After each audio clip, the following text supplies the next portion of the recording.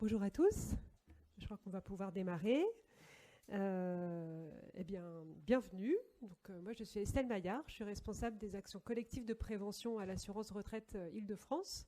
Et donc, nous sommes ravis de vous accueillir pour ce temps d'information sur notre appel à projet de soutien à l'innovation, mais également ce temps de présentation de la coopération que nous souhaitons avoir, donc les 3 caisses de retraite, que nous mettrons en œuvre pour renforcer l'accompagnement des futurs lauréats du coup de notre appel à projet, puisque donc du coup cette année, pour l'édition 2024, notre appel à projet sera donc coporté avec donc l'assurance retraite Île-de-France, mais également Malakoff Humanis et la G2R La Mondiale. Et donc du coup, avec moi en tribune, j'ai donc le plaisir donc de vous présenter Stéphanie Aubert, qui est responsable de territoire centre Île-de-France chez Malakoff Humanis. Sandrine Schwartz, chargée de développement des activités sociales à la G2R La Mondiale. Et et Sandra Cissé, qui est chargée d'appel à projet à l'assurance retraite Île-de-France. Voilà, évidemment, hop. Alors, donc du coup, avant de rentrer dans le vif du sujet, je voudrais rappeler que l'assurance retraite Île-de-France, nous avons déjà à plusieurs reprises, notre appel à projet, il a plus de 10 ans, et nous avons déjà à plusieurs reprises recherché des coportages avec d'autres partenaires. On l'a fait parfois avec l'ARS, et puis on l'a déjà fait plusieurs fois avec la G2R La Mondiale, et donc on est ravis de pouvoir reprendre ce coportage, à plusieurs cette fois-ci. Ce rapprochement opérationnel des caisses de retraite, vous verrez que nous sommes convaincus de sa pertinence, mais il n'est pas inutile de rappeler que c'est également un objectif stratégique qui nous est donné au sein de nos conventions d'objectifs et de gestion, qui est donc respectives aux différentes caisses de retraite, puisque il nous est demandé de porter de plus en plus d'actions communes répondant à des objectifs qui sont aussi des objectifs que nous avons en commun, à savoir d'œuvrer pour le développement d'une offre senior concourant à un vieillissement en bonne santé physique, psychique et relationnelle. Alors, pourquoi sommes-nous convaincus de la pertinence de ce coportage de l'appel à projet ? Eh bien, d'abord parce que c'est utile et plus simple pour les candidats, bien sûr. Le fait de coporter un appel à projet, évidemment, pour les candidats, vous n'avez qu'un seul dossier à remplir au lieu de 3. Vous pouvez être convoqué à une audition du coup qui est commune et vous bénéficiez d'une instruction du coup qui est collective. Et puis, un appel à projet coporté, on espère également qu'il puisse donner plus d'impact à l'aide que nous apportons. Donc ça peut être plus d'impact financier lorsqu'il y a des cofinancements, mais également sur le plan de l'accompagnement des lauréats au développement de leurs solutions. Et ça, nous en parlerons largement tout à l'heure. Voilà ce qui fonde notre conviction sur la pertinence de ce coportage. Alors, avant de vous présenter les spécificités de l'appel à projet et de l'accompagnement dont je viens de parler, on va faire quand même un petit rappel de notre offre en action sociale portée par les différentes caisses, puisque notre appel à projet, il prend sa place justement dans notre gamme d'actions en termes d'action sociale. Alors, je garde la parole encore quelques minutes pour vous expliquer brièvement du coup donc l'action sociale de l'assurance retraite Île-de-France. Donc globalement, nous servons 3 cibles, nous identifions 3 cibles, même si le mot n'est pas très beau. Les jeunes retraités, voilà, autour du passage à la retraite, des gens qui bien sûr dans leur immense majorité sont encore non seulement tout à fait autonomes, mais porteurs également d'opportunités pour la société tout entière. Des retraités qu'on va dire installés. Donc globalement, ce sont les personnes dans les 70 ans qui sont encore autonomes, voilà, mais qui sont maintenant bien dans leur retraite. Et puis les retraités fragilisés, globalement les personnes qui sont aux alentours des 80 ans, qui sont encore quand même autonomes, c'est-à-dire pour ceux qui connaissent un petit peu le jargon, qui ne relèvent pas d'une allocation APA en termes d'accompagnement, qui sont, on va dire, 5-6, c'est très jargonnant. mais qui commencent à avoir un petit peu besoin d'aide quand même. Hein, et nous avons une aide, du coup, une gamme d'aide en action individuelle, en aide individuelle, pardon. Et donc, effectivement, nos 3 niveaux d'intervention. Donc, comme je viens de le dire, on a, et c'est le numéro 3, un accompagnement, enfin une offre qui permet d'accompagner les retraités les plus fragiles. C'est ce que nous appelons les aides individuelles. Donc, c'est ce qu'on va appeler les plans Oscar. Donc, à travers notre action sociale, les personnes fragilisées vont pouvoir bénéficier d'un plan individualisé, finançant quelques heures d'aide à domicile, mais pas que ça. Également, différents types de services individuels qui vont les aider dans leur quotidien. Dans nos autres niveaux d'intervention, donc, nous développons donc, des actions d'information et de conseil à l'ensemble des retraités. Des conseils de quoi? Des conseils pour mieux aborder en fait cette phase de vie. Et donc ça peut se faire à travers des partenariats, le développement de sites internet, le développement d'un certain nombre de supports d'information ou de temps d'information, puisque nous déployons des forums et des salons avec les collectivités territoriales généralement plusieurs fois par an. Nous développons des actions collectives de prévention, et ça en Île-de-France nous le faisons essentiellement avec notre groupement interrégime, le PRIF, qui déploie tout un parcours d'activités de prévention, une dizaine de thématiques qui sont cofinancées par donc l'autre caisse de retraite qui porte le groupement avec nous, à savoir la MSA, et les conférences des financeurs, c'est-à-dire les départements. Donc ces ateliers-là, donc il y a un stand PRIF bien sûr sur le salon, et ces actions-là sont gratuites pour les seniors qui y participent. Et puis nous développons dans la famille, dans le deuxième niveau d'intervention, c'est là aussi que nous rangeons tout notre soutien à l'innovation. Donc notre appel à projet, il se situe là, et puis aussi quelques partenariats spécifiques que nous concluons avec des partenaires du champ de l'innovation, mais également d'autres grands partenaires, type des grosses fédérations. Et puis, le numéro 4 aussi, il ne faut pas oublier que nous avons une offre en aide à l'investissement. Donc là, c'est pour financer des travaux et de l'équipement. Ça s'adresse aux lieux de vie s'adressant aux personnes âgées autonomes, traditionnellement les résidences autonomie, mais pas que, également, donc, notamment les habitats inclusifs. Et également cette offre à l'investissement qui peut s'adresser aux lieux d'animation de la vie sociale. Donc, on peut passer à la slide suivante. Merci. Hop, voilà. Et donc, très rapidement, parce que je crois que j'ai déjà dépassé mon temps, dans le soutien à l'innovation, juste dire que nous essayons autant que possible d'accompagner donc les lauréats dans une trame temporelle finalement d'accompagnement grâce à des partenariats que nous nouons avec différents acteurs qui peuvent être des incubateurs, qui peuvent être des acteurs ayant eux-mêmes une offre en accompagnement de développement de structure, comme France Active, comme Silver Valley. Et bien sûr, nous nous rapprochons de nos collègues des autres caisses à l'occasion notamment de l'appel à projet. Et puis, je dirais également un mot sur Vivalab, puisque Vivalab, c'est l'incubateur national qui est piloté par l'assurance retraite, mais avec ses différents partenaires. Et on en reparlera tout à l'heure, mais Vivalab permet de déployer pour ses lauréats une offre en accompagnement qui n'est pas la même que celle de l'appel à projet et qui permet en fait d'accompagner les structures qui ont déjà fait leur preuve de concept, notamment au local. Voilà, je m'arrête, j'ai dû dépasser, je m'en excuse. Et donc, je passe la parole du coup, à Stéphanie pour vous donner donc quelques informations sur l'offre en action sociale des autres caisses du coup. Bonjour à toutes et tous. Donc, Sandrine et moi représentons deux structures différentes, mais qui avons... Pardon, vous m'entendez pas? Ah, je recommence. Pourtant, il me semblait... Et là, si je le rapproche, toujours pas.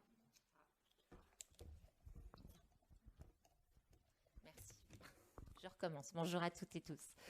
Donc, Sandrine et moi-même représentons deux structures différentes, AG2R La Mondiale et Malakoff Humanis. Et bien que nos fonctionnements internes nous soient propres, nous avons beaucoup de points de convergence, d'où cette présentation de notre politique d'action sociale commune à deux voix.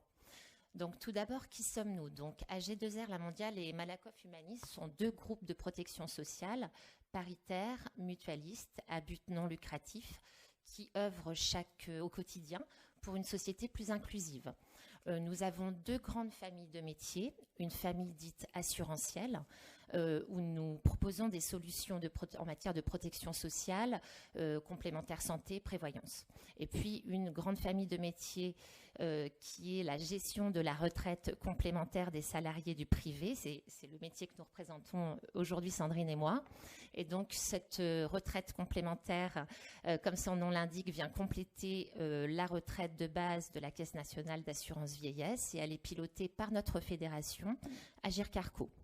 Et concernant l'action sociale retraite, ce qu'il faut retenir, c'est que la fédération, chaque année, conformément à son principe de solidarité, alloue une dotation sociale à chaque caisse de retraite afin de répondre aux enjeux du vieillissement de la population et d'aider les plus fragiles, et notamment les seniors, quel que soit leur âge, leur degré d'autonomie, les aidants, les salariés d'entreprise.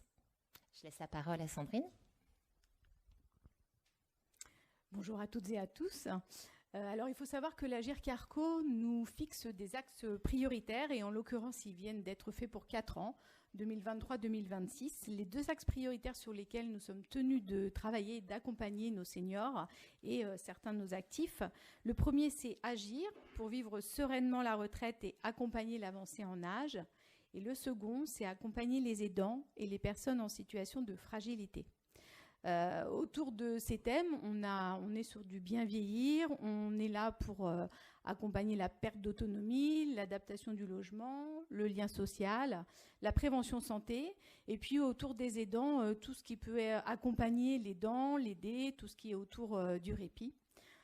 Pour ce faire, on organise sur le territoire, sachant que chaque territoire a ses besoins et ses spécificités, des événements autour de forums, d'ateliers, de théâtres-forums, où on invite tous nos bénéficiaires de la région à venir s'y rendre pour qu'on puisse proposer des solutions, puisque l'idée, c'est aussi de pouvoir leur proposer l'action sociale, puisque tous ceux qui ont cotisé à l'Agir Carco, et qui cotisent à l'Agir Carco, peuvent appeler leur caisse de retraite, et on peut les accompagner, les orienter, ce qu'on appelle la démarche éco, écoute, conseil et orientation.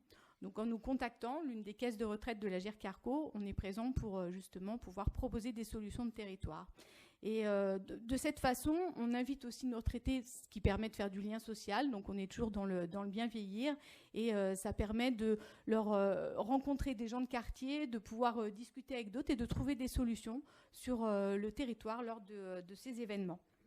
Voilà, donc on peut aussi accompagner, comme disait tout à l'heure Estelle, de manière aussi individuelle, de manière financière, puisqu'en nous contactant, on est là pour orienter, conseiller, mais on est aussi là, quand il y a un besoin, pour pouvoir financer une situation ponctuelle, délicate en termes de budget. Voilà. Et ensuite, par le biais de cette action sociale, on accompagne aussi des associations sur les thèmes dont on vient de parler. On les accompagne bien évidemment financièrement, mais on est là aussi pour co-construire ensemble des programmes sur le territoire aussi, puisqu'on est organisé de cette façon. Et on est là pour leur proposer notre réseau, pour travailler ensemble, pour les mettre en relation avec des partenaires institutionnels, associatifs, pour simplement aussi être en complémentarité. Et parce que nous, on a aussi le pouvoir d'avoir un contact direct ou indirect avec nos seniors, pour pouvoir les aider à toucher leur cible. Voilà. Eh bien, merci du coup pour ce rapide tour d'horizon de nos offres en action sociale. Et donc, je me tourne maintenant vers Sandra Cissé, qui va avoir la lourde tâche de vous présenter du coup les caractéristiques de notre appel à projet pour son édition du coup 2024. Bonjour à tous. Donc, l'objectif de cet appel à projet va être de soutenir des solutions innovantes et émergentes qui vont contribuer à un vieillissement en bonne santé physique, psychique et relationnelle. Je reviendrai tout à l'heure sur l'innovation et l'émergence plus en détail. Donc, comme vous l'a dit Estelle, notre public cible concerne les retraités autonomes. Mais pour cet appel à projet, il faut savoir qu'on aura une attention particulière pour les retraités en situation de fragilité, donc des retraités qui vivent toujours à domicile, mais qui vont avoir des besoins au niveau de leur quotidien. Il y aura également les jeunes retraités, donc au moment du passage à la retraite, qui constituent une étape importante dans leur vie, et les retraités en situation de précarité, donc qui est l'un de nos objectifs phares de notre convention d'objectifs de gestion. Donc, au vu de ces besoins, les thématiques que l'on va soutenir vont être très larges et variées, comme vous pouvez le voir sur cette slide. Donc, on va pouvoir soutenir le lien social, la prévention de la perte d'autonomie, l'aide à la mobilité, donc voilà, toutes les thématiques que vous pouvez voir sur cette slide. Alors, au niveau des critères d'éligibilité, il faut savoir que tous les types de structures sont éligibles, que vous soyez une structure publique ou privée, à but lucratif ou non. Donc, les solutions devront être émergentes, donc avoir moins de 2 ans. Donc là, il faut faire attention, on fait bien référence à la solution qui doit être émergente et non à la date de création de la structure. Il est possible que votre structure soit créée depuis 2 ans, donc 3 ans, 5 ans. À partir du moment où votre solution va avoir moins de 2 ans et être récente, votre demande va être recevable. De même, un siège social qui se situe hors Île-de-France, à partir du moment où le porteur va présenter un projet et avoir une solution qui va se déployer en Île-de-France et toucher des retraités autonomes, votre demande va être recevable. Donc, ne seront pas pris en compte dans cet appel à projet toutes les demandes qui ont trait à des actions de formation ou liées à des événements ponctuels et tous les dossiers également qui seront incomplets et déposés hors délai. Alors, au niveau des critères d'appréciation, nous allons être attentifs à la dynamique partenariale. Comme vous le savez, l'accompagnement des retraités est un domaine très vaste avec de nombreux acteurs et partenaires du bien vieillir. Donc là, nous aurons une attention particulière à la manière dont le porteur va identifier les différents partenaires et acteurs de l'écosystème du bien vieillir afin de se constituer un réseau, développer sa solution et la faire connaître. Alors, la notion de complémentarité, ça va être la plus-value du projet. Donc, c'est identifier ce qui existe sur le marché comme solution similaire, voir ce qui a marché, ce qui n'a pas marché, et indiquer en quoi la solution proposée va être différente de celle qui existe sur le marché. Le caractère innovant, alors là, l'innovation, il faut vraiment l'entendre au sens large du terme. Ça peut être une innovation donc, sur le produit, sur le service, sur l'élargissement de la solution auprès d'un nouveau public ou encore par rapport au contexte géographique, c'est-à-dire un territoire sur lequel on aurait identifié un besoin, mais pour lequel aucune solution n'a été développée. Nous serons également sensibles à l'accessibilité financière de la solution, donc en lien avec l'objectif de notre public, qui est de toucher un public qui est en situation de précarité. Ensuite, donc, nous serons également attentifs à la manière dont le porteur va évoluer son projet, va le suivre afin d'améliorer tout ça dans un souci d'améliorer son efficacité. Nous serons également sensibles à la solidité économique du projet parce que notre soutien, donc le soutien des 3 caisses, va être sur une durée d'1 an. Donc pour nous, il va être important de voir comment le porteur va envisager donc, la viabilité du projet après cette période de soutien. Excusez-moi, j'ai soif, j'ai besoin de... Alors, au niveau donc, du soutien des caisses, il faut savoir que l'instruction va être collective, va se faire avec les 3 caisses. Par contre, chaque caisse sera libre de soutenir ou non le projet. Donc, le porteur pourra signer une convention, 2 conventions ou 3 conventions, donc en fonction voilà, de l'intérêt du projet. Au niveau du financement, il faut savoir que l'assurance retraite pourra accorder donc, une subvention pouvant atteindre jusqu'à 50% du coût total du projet et 30% pour Malakoff, Humanis et AG2R La Mondiale. Alors, là encore, prudence, on ne va pas financer 110% du projet si les 3 caisses décident de vous soutenir. Parce qu'effectivement, notre objectif, c'est vraiment d'apporter une aide au développement. Et pour nous, on aura un regard sur la façon dont le porteur va pouvoir assurer la garantie du projet après notre période de subvention. Voilà. Alors, au niveau du calendrier, donc là, la date de clôture, c'est dans quelques jours. Donc, vous avez, si vous ne l'avez pas déjà fait, vous avez jusqu'au 10 décembre pour déposer votre dossier. Donc, du 8 au 18 janvier, nous organiserons donc les auditions. Et donc, les commissions auront lieu donc, pour l'assurance retraite début mars. Et puis, pour AG2R, la mondiale et Malakoff, ça sera début juin. Donc voilà, ce qui fait que si votre dossier est recevable, les conventions seront signées courant juin, juillet ou plus tard en fonction des décisions prises. Eh bien, exercice réussi. Merci Sandra. Alors, il y aura une phase de questions, bien sûr, à l'issue de nos présentations. Donc, voilà, vous pourrez poser des questions si vous en avez sur les caractéristiques ou en tout cas les caractéristiques de l'appel à projet en lui-même. Vous avez vu que cet appel à projet, il est en ligne sur une démarche simplifiée, hein, et donc c'est bien sur ce site-là que du coup vous pouvez déposer votre projet. Vous avez toutes les informations sur le site de l'assurance retraite, mais également sur le site du coup des autres caisses.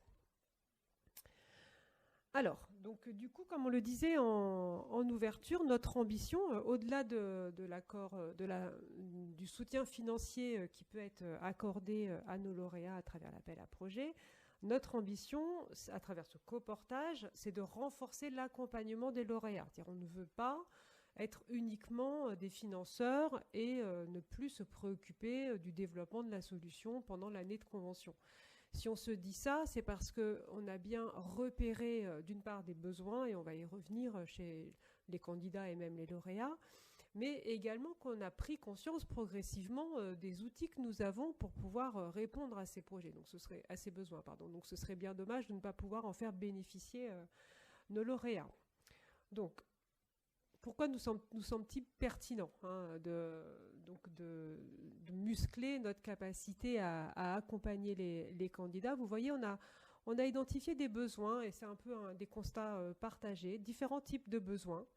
On a constaté bien souvent un manque de connaissances du secteur de l'accompagnement des seniors, d'une façon générale, du secteur de la gérontologie, c'est une autre façon de l'exprimer. Et donc ça va s'exprimer de différentes façons. Ce que l'on remarque, c'est que les candidats ont souvent du mal à identifier leurs concurrents, leurs futurs concurrents, et notamment les acteurs historiques, publics ou associatifs. Ici, voilà, nous sommes à la Silver Expo, pas mal, et ce sont souvent des acteurs issus du monde des startups qui candidatent à notre appel à projet. C'est très bien, ils sont pourvoyeurs de nouvelles approches et de nouvelles offres. Néanmoins, parfois, ils se connaissent entre eux, c'est-à-dire ils connaissent l'écosystème des startups, mais ils ne connaissent pas forcément l'écosystème historique de l'accompagnement des seniors. Et du coup, ça peut les mettre en difficulté parce qu'ils vont parfois se positionner sur une typologie d'offres sur laquelle, en fait, des acteurs historiques ont déjà une offre, bien souvent déjà gratuite, si on se place du point de vue du participant. Et donc, il est important que les startups aient bien connaissance de cet environnement-là, de façon à pouvoir bien positionner leur offre en complémentarité. De la même façon, on a identifié que souvent les candidats ont du mal à identifier les rôles, les compétences et du coup donc les complémentarités des différents acteurs qui seront les partenaires, et pas simplement sur le versant concurrentiel que je viens d'évoquer, mais également pour bien connaître à quel moment de la vie des seniors les autres acteurs vont pouvoir intervenir.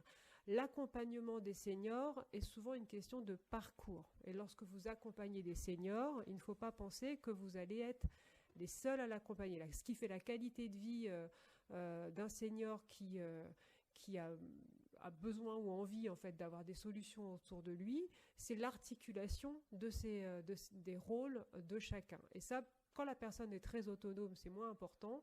Et puis plus elle va avancer sur une fragilisation, et plus ça va être important. Et vous voyez, même, ça nous a même amené à constater parfois une faiblesse de réflexion éthique de la part d'un certain nombre de candidats, voire aussi un manque de connaissances sur le cadre réglementaire. Ce que je veux dire par là, c'est que développer une offre senior, même si elle s'adresse à un public autonome, ça va forcément vous mettre en position à un moment donné d'accompagner des personnes qui vont perdre cette autonomie. Et donc, il est très, très important que les porteurs de solutions aient une réflexion éthique, du coup, sur la question de la limite de compétence. C'est-à-dire où s'arrête mon rôle auprès du senior et à quel moment est-ce que je vais passer la main et à qui? Et qu'est-ce que je dois faire lorsque j'identifie une fragilité qui apparaît? Bien souvent, les candidats ont peu de connaissances sur toutes ces questions-là. Et pourtant, elles nous semblent extrêmement importantes, elles le sont. Et donc, on verra tout à l'heure, on souhaite pouvoir accompagner du coup les lauréats pour avoir quand même un petit peu plus de repères sur ces questions-là. Comme le disait Sandra, si au moment du dépôt du projet, le candidat nous montre qu'il a commencé déjà à se poser ces questions-là, ou au moins qu'il a identifié les questions qu'il aura à se poser, c'est déjà un très bon point. Hein. Mais bon, après, voilà, on est là aussi pour vous accompagner, pour muscler cette connaissance. Sandrine et Stéphanie, ces besoins des candidats, vous les avez constatés aussi, on a eu l'occasion d'en parler ensemble. Quels autres besoins avez-vous vous aussi repérés?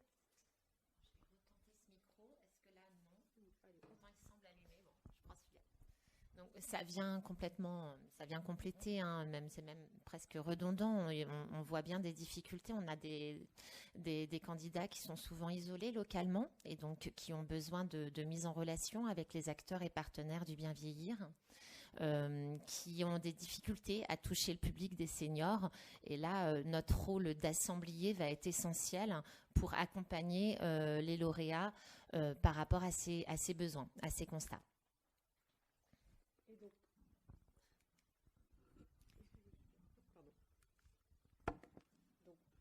Alors, sur ces constats, ce que nous voulons, nous voulons proposer donc aux lauréats du coup un plan d'accompagnement personnalisé. Comme on le disait tout à l'heure, on a identifié le fait que nous avons à notre main finalement des informations utiles. Donc, ce que l'on souhaite faire, c'est pouvoir les mettre au profit du développement des solutions de nos lauréats. Alors, d'un point de vue opérationnel et concret, ça veut dire que pour les lauréats, au moment de la contractualisation des conventions avec nous, il sera proposé un plan d'accompagnement, donc mutualisé si plusieurs caisses se positionnent pour accompagner financièrement le projet.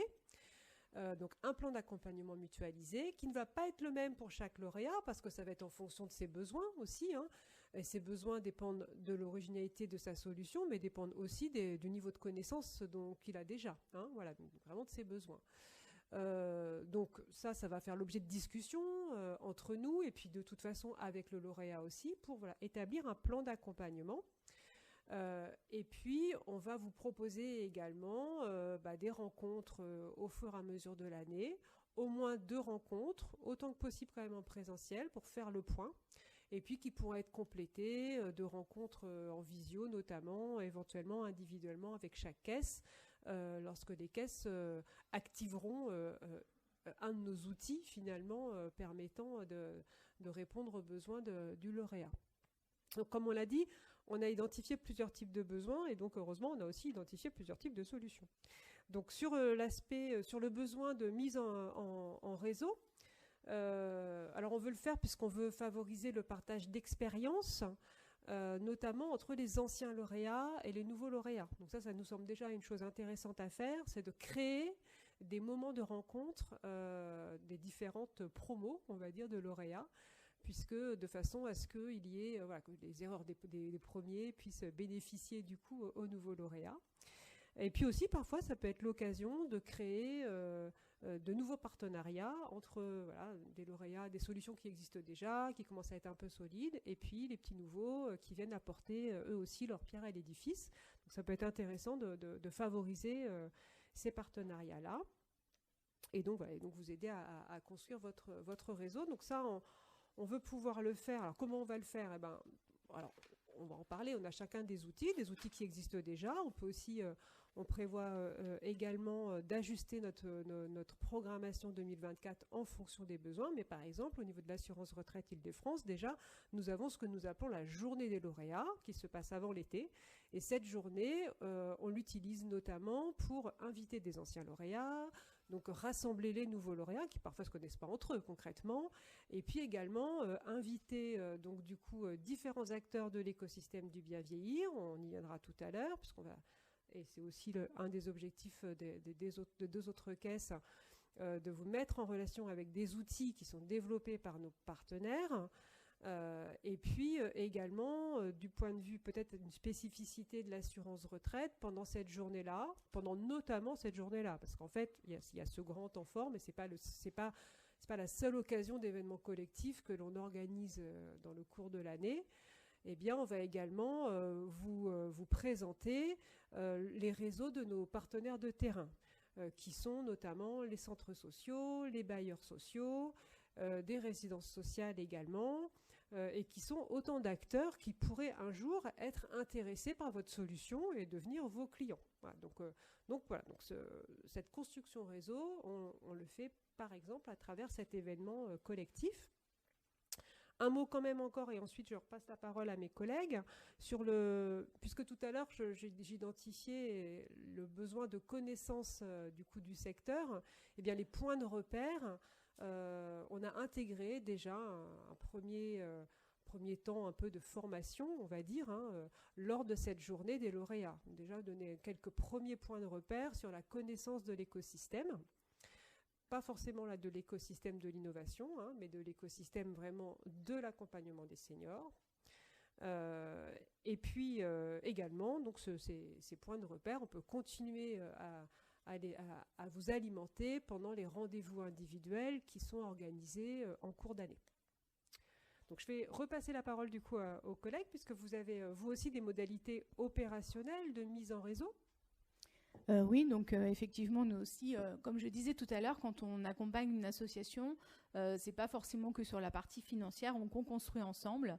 Et on a créé aussi, nous, un réseau de partenaires associatifs et un réseau aussi de partenaires institutionnels, parce que quand on organise des conférences, des événements, on est en partenariat avec des mairies, des CCAS, on a la possibilité d'avoir des salles, on inaugure des événements, des ouvertures, et grâce à cet écosystème, on peut mettre en relation aussi et en réseau nos autres partenaires avec ceux qui seront lauréats de cet appel à projet pour pouvoir vous ouvrir avec eux et surtout être complémentaires et pouvoir bénéficier de certains avantages de salles et d'inauguration de nous, et en tout cas d'inviter aussi nos seniors et de pouvoir faire participer le plus grand nombre de personnes pour que ça se sache et qu'on puisse faire connaître votre innovation.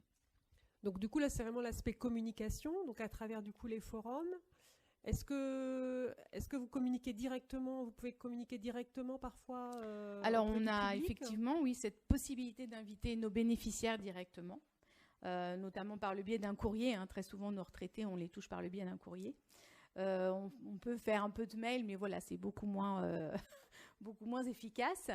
Et puis on a des moyens internet, puisque forcément aussi sur nos sites, on a par exemple toutes les invitations aux conférences et aux forums qui sont organisés avec les caisses de l'Agirc et de l'ARCO, où tout le monde peut avoir accès.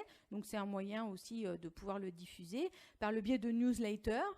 Et par le biais aussi de nos autres partenaires, puisqu'on les informe de certaines inaugurations, événements, et eux font le relais auprès des bénéficiaires. Dans les CCAS, par exemple, si on organise quelque chose, on peut leur en parler, et eux font le lien par les bénéficiaires directement sur le terrain. Donc on les touche en direct, et puis indirectement par d'autres partenaires en communication. Donc ça, c'est vraiment des approches que l'on peut avoir, et c'est vrai que c'est aussi en fonction des idées que peuvent avoir les lauréats, parce que tu parlais des CCAS, moi je vous parlais des centres sociaux tout à l'heure. Si un lauréat, par exemple, alors ça dépend un peu aussi du type de solution qui est proposée, mais si un lauréat veut lui-même un peu idée de faire une petite animation, un petit temps fort, un petit événementiel pour présenter sa solution, qu'il a un peu idée, comment il pourrait le faire et comment est-ce que opérationnellement ça pourrait ressembler à quoi. Nous, effectivement, on peut s'appuyer sur nos partenaires de terrain, peut-être parfois pour trouver même un lieu d'événementiel type inauguration de solutions, ou, comme le disait Sandrine, du coup, c'est vraiment de faire connaître, enfin de demander à nos partenaires de terrain de relayer l'information sur un événement qui se passerait, alors plutôt du coup en proximité géographique. Oui, juste redire que sur cette communication, donc nous également, on pousse l'information sur les solutions retenues aux structures évaluatrices, qui sont les structures qui interviennent auprès des retraités dans le cadre des aides individuelles qu'on évoquait tout à l'heure. Et donc à nouveau, mais là je me répète un peu, on fait un petit peu des fiches synthétiques, si vous voulez, de vos projets, et ça c'est également une présentation un peu flash que l'on peut faire, là encore, aux acteurs de terrain, centres sociaux, etc., qu'on a déjà évoqué. Est-ce que j'oublie quelque chose, Sandra? On a fait le tour de... Ok. Alors, au-delà de la communication, quelque chose qu'on n'a pas encore évoqué, c'est l'accès à des outils qui peuvent être, qui viennent renforcer l'évaluation, la construction, l'amélioration continue de votre solution. Et donc ça, on peut le faire les uns et les autres grâce à des partenariats. Je vous redonne la parole. Oui, merci. C'est bon. Merci. Donc, en effet, nous avons des outils, alors parfois communs, parfois différents, mais c'est ce qui fait la richesse de l'accompagnement aujourd'hui à 3 structures. Nous avons des outils pour aider au développement, les lauréats à se développer, à grandir. Donc, par exemple, on peut orienter vers des dispositifs de mécénat de compétences. Actuellement, Malakoff Humanis a un partenariat avec Pro Bono Lab, le fonds de compétences, et on peut soutenir, appuyer la demande d'un lauréat qui aurait besoin d'accéder à une compétence. On a également des outils sur l'accompagnement pour monter en compétence, pour mettre en place une mesure d'impact social. Donc ça peut être proposé sous différentes formes. Par exemple, à G2R La Mondiale, ils ont un service interne qui est dédié à ça et qui a mis en place des outils et qui va pouvoir aider les lauréats à évaluer leur impact social. Pour Malakoff Humanis, ça a été un autre choix, mais ça a le même objectif. On travaille avec Size Up et Impact Track. Ce sont des programmes d'accompagnement, de montée en compétences assez longs, sur plusieurs mois, et pour lesquels on peut demander à ce que les lauréats en bénéficient. Voilà, pour illustrer. Et puis de notre côté, nos partenariats avec Silver Valley et France Active. Alors pour Silver Valley, on peut vous faire accéder du coup à des outils des outils de calibrage finalement et de scoring de vos solutions. Donc ça, parfois on le fait même, on donne même la possibilité parfois de le faire pour des candidats. Vous voyez, on demande en fait finalement à l'équipe de Silver Valley s'ils vous connaissent déjà et s'ils vous ont fait bénéficier des outils comme les crash tests si vous connaissez, hein, et puis également sur les outils. Ensuite, on peut, grâce aux outils de Silver Valley, vous faire rencontrer du public pour améliorer encore la définition de votre solution. Donc ça peut être les Open Labs et encore une fois les crash tests. Et puis voilà, puis donc d'autres outils et également toute l'accompagnement de projets. Hein. Donc à travers l'appel à projet, en fait, on peut orienter un certain nombre de solutions vers un accompagnement spécifique par Silver Valley. Donc on ne le propose pas à tous les lauréats parce que de la même façon que l'orientation vers les solutions de mesure d'impact, ce n'est pas pour tous les lauréats. Ça va être en fonction vraiment donc des besoins des lauréats et puis aussi en fonction quand même de nos moyens aussi, des moyens qui sont les nôtres dans le cadre de ces conventions avec ces grands partenaires. Hein. Mais voilà, on a cette réflexion. Et le souhait que nous avons, c'est de pouvoir justement à travers la construction d'un plan d'accompagnement personnalisé, faire le point, et ce sera aussi en fonction du nombre de lauréats qu'on aura, par exemple, à l'issue de l'instruction et des auditions, que l'on pourra du coup affiner ces possibilités-là. Je crois... Ah aussi, juste un mot sur Vivalab. Bon, je l'ai dit tout à l'heure. Hein, Vivalab, c'est cet incubateur donc national, piloté par l'assurance retraite, mais avec d'autres acteurs, et qui va ouvrir là aussi sur d'autres prestations en accompagnement.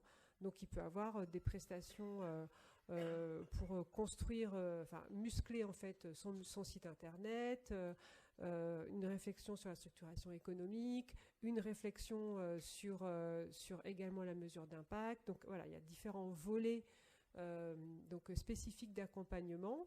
Et lorsque nous voyons qu'une solution que nous avons soutenue en émergence à travers l'appel à projet s'est bien développée lors de la première année, peut-être même d'un renouvellement, on ne l'a pas dit, mais on peut, et d'ailleurs c'est le cas aussi des caisses de retraite complémentaires, on va pouvoir proposer un renouvellement à certaines solutions qui ont déjà été accompagnées une année. Voilà, donc ce n'est pas pour tout le monde, ça va dépendre de comment la solution évolue.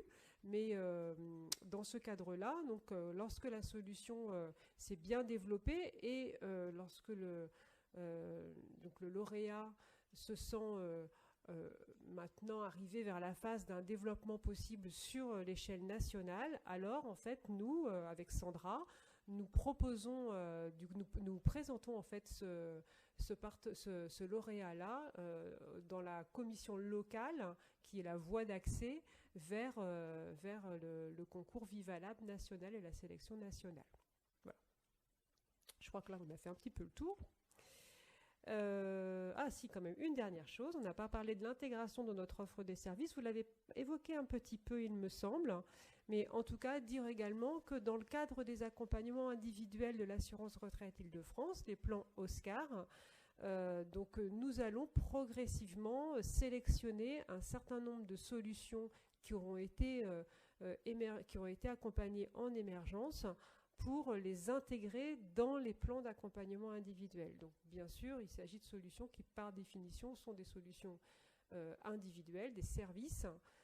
Et donc ça, par contre, c'est vraiment une sélection qui est, d'abord, qui n'est pas à notre main, que l'on fait avec nos collègues des aides individuelles. Et l'idée, c'est pas d'en avoir 50, mais de sélectionner les solutions qui seront les plus impactantes. Donc ça, c'est un travail que nous commençons à faire avec nos collègues du département des aides individuelles. Et ça peut donc être une poursuite pour nos lauréats. Alors, on va pouvoir passer à la phase de questions-réponses. Si vous avez donc du coup des questions, nous sommes là pour vous écouter, pour y répondre. Bon.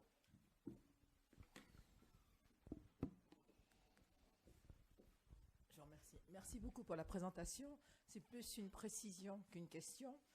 En ce qui concerne la cible des appels à projets, vous avez parlé des retraités en état de précarité. Est-ce que ça s'adresse à tous les retraités ou aux retraités que je viens de mentionner? Première question. Seconde question, combien de projets choisissez-vous en moyenne? Et est-ce que ces projets touchent tous les domaines et pas uniquement la tech? Merci. Alors, merci de votre question. Donc, du coup, comme Sandra l'a évoqué, notre appel à projet, il s'adresse aux personnes âgées autonomes. Et nous serons particulièrement sensibles aux projets ciblant le public précaire. Ça veut dire quoi? Ça veut dire que les projets ne ciblant pas les publics précaires sont éligibles, bien sûr, à déposer leurs propositions.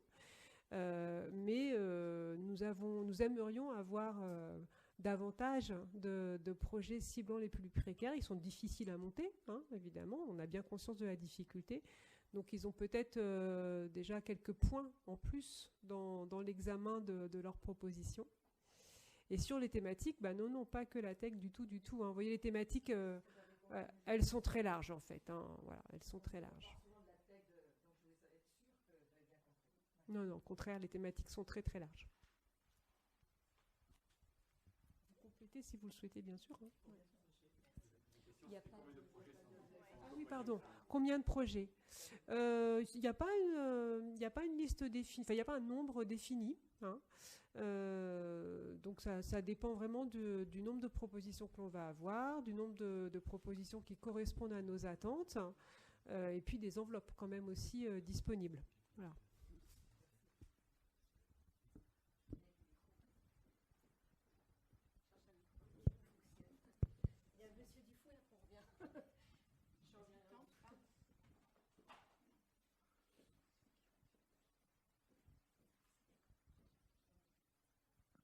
Alors Bonjour, j'ai deux questions. Vous avez parlé au début de perte d'autonomie dans les objectifs de l'accompagnement. Et deuxième question, enfin j'aimerais savoir, parce que là vous avez dit que c'est pour le public autonome, donc j'aimerais savoir réellement qu'est-ce que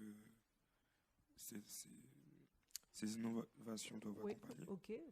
Et deuxième chose, en fait, est-ce que justement ça concerne l'Île-de-France ou d'autres départements du projet? Alors, je vais commencer par la deuxième parce que c'est la plus simple. Donc, les projets doivent concerner les retraités franciliens, mais si votre structure a son siège social en dehors de l'Île-de-France, ce n'est pas un problème.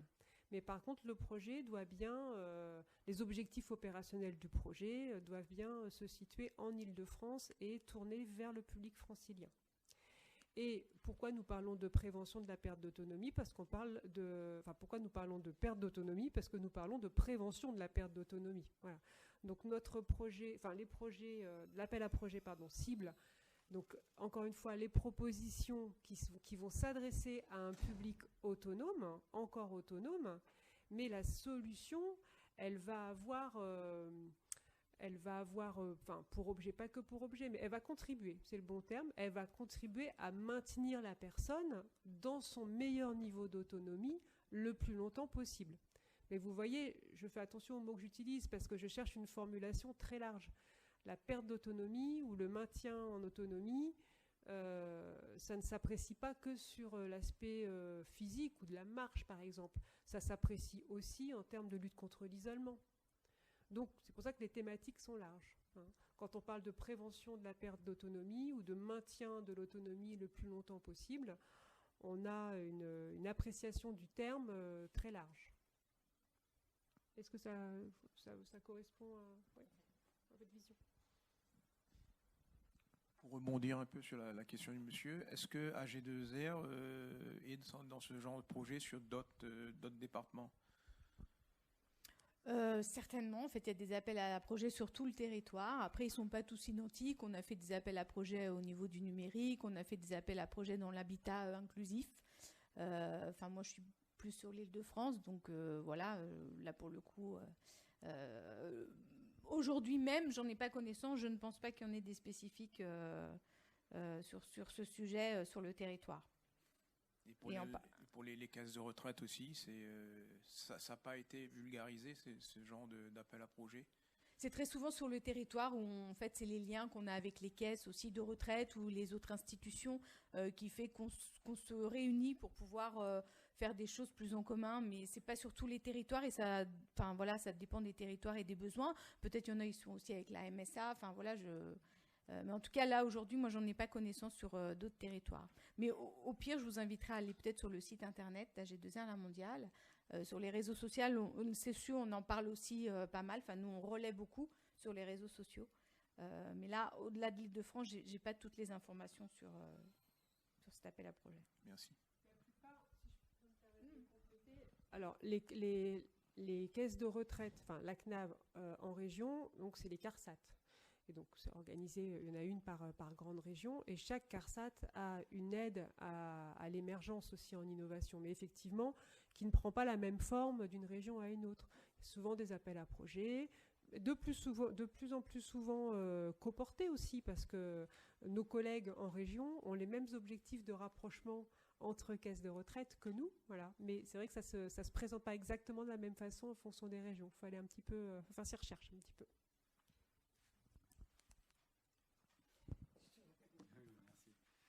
Oui. Concernant la qualité des dossiers qu'il faut rédiger pour présenter jusqu'au 10 décembre, est-ce que c'est un peu sur la trame pour les porteurs de projets, sur la trame de ce qui se fait pour la BPI ou pour French Tech ou pour ce genre de choses, avec un BP, un deck, un pitch, enfin... Alors on vous invite à aller voir du coup sur Démarche Simplifiée. La trame, elle est... en fait, comme c'est un formulaire en ligne, la trame, de toute façon, elle vous est donnée. Voilà. Donc il y a des questions, vous devez répondre à des questions. À chaque fois, vous avez soit c'est un mode de réponse court, par choix multiple, ou par un nombre de lignes maximal, soit vous avez plus d'espace enfin, soit le champ est libre dans la taille, même si on vous demande de ne pas nous faire un roman quand même. Mais voilà, donc la forme, elle est... Oui, et bien sûr, il y a des pièces à joindre. Voilà. On est peut-être un peu plus light que certains autres dossiers quand même très institutionnels, type les dossiers de la BPI. Ouais, non, on est un peu plus light quand même. Merci. Et puis on prend en compte le fait que on est une aide à l'émergence. Donc en fait, il y a des structures, tous les candidats n'en sont pas au même point. Il y a quand même des candidats qui sont déjà bien structurés, notamment dans leur statut juridique. Il y a des solutions qui sont encore vraiment au début de l'histoire. Nous, ce qui est sûr, c'est qu'on ne peut pas soutenir une personne, un individu. Voilà. Il faut que vous ayez un statut, il faut qu'il y ait donc, une entité juridique morale, sachant que vous pouvez même pouvez vous appuyer sur l'hébergement en pépinière d'entreprise, par exemple. Vous voyez, donc même si la structure n'a pas encore vraiment son statut juridique propre, si elle est soutenue par une pépinière, il faut qu'on ait un support juridique pour verser la convention. Mais voilà, on accompagne certaines solutions, quand même parfois très en émergence, et vous n'avez pas des bilans d'année N-1, N-2, c'est sûr. Et donc, en quelques mots, quelle est vraiment la différence entre tout ce que vous proposez et un French Tech, un incubateur, par exemple? Il y a beaucoup d'incubateurs. Parfois, on est en complémentarité. Parce que je trouve qu'il y a énormément de similitudes. Ah on est d'accord. Hein. Alors après, vous savez, on a le monde du soutien à l'innovation, on se regarde, on essaye de créer des partenariats entre nous les plus forts possibles. C'est un peu l'idée de la trame que vous avez vue dans la présentation, c'est-à-dire qu'on ne fait pas les choses de chacun de notre côté. En même temps, l'Île-de-France, c'est évidemment un territoire qui est très très dense, donc il y a encore des acteurs qu'on ne connaît pas encore. Voilà, on se donne l'objectif de mieux les connaître. Mais enfin, voilà, quand même, il y a une volonté commune. Et puis, le fait de coporter entre nous, vous voyez, même si on est des caisses de retraite, déjà on se rapproche, c'est déjà pas mal. Et puis, vous voyez, avec d'autres incubateurs, on était l'autre jour chez Francinov, par exemple. Voilà, donc quand même...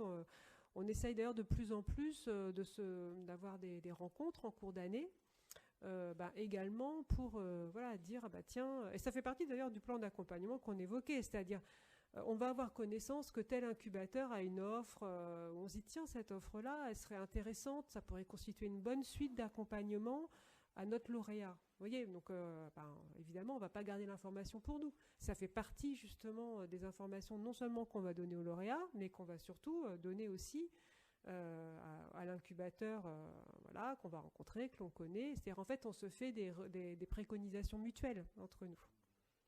Voilà. Bon, je vais aller voir le site. Oui, on vous y arrive. J'ai vu qu'il y a une semaine à peu près, il y a eu... jusqu'au 10, il y avait une séance de pitch de Vivalab, je crois qu'il y a eu une douzaine de pitchs qui avaient été... Alors oui, il y a une semaine ou deux, ça c'était la semaine, il y a 2 semaines. Ouais. C'est ça. Voilà. Bon, je vais la voir. Je crois qu'il va falloir qu'on libère la salle, il me semble, on arrive vers... Alors peut-être une dernière question, quand même. Madame.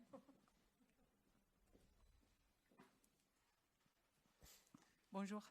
Et moi, je suis au stade de l'idée seulement encore. Est-ce que vous pourriez me conseiller qui pourrait m'aider à monter un projet? Alors, vous pouvez prendre contact, avec nous. Alors, au niveau de l'assurance retraite, ce sera avec Sandra pour avoir un premier échange. On peut vous orienter notamment vers effectivement les incubateurs ou les structures d'accompagnement que nous connaissons. Par exemple, nous travaillons de façon très proche avec Make Sense, et vous aussi, dont une des missions est justement d'accueillir toutes les bonnes volontés, finalement, et puis de vous aider à maturer votre projet. Donc, ça se fait, il y a déjà une première prise de contact qui peut se faire à leur niveau. Après, vous pouvez intégrer chez eux des promos. Ça ne se fait pas non plus comme ça du jour au lendemain en poussant la porte. Il y a souvent un appel à projet. Mais voilà, ça peut être effectivement une démarche en amont de notre appel à projet, éventuellement si vous en avez besoin. D'accord, merci. Il faut rajouter la French Tech tremplin. Oui, voilà. Vous voyez, les réunions, ça sert aussi. Regardez, monsieur va vous donner des informations. On commence la mise en réseau, là. Merci beaucoup à tous de vous être déplacés. Merci pour vos questions.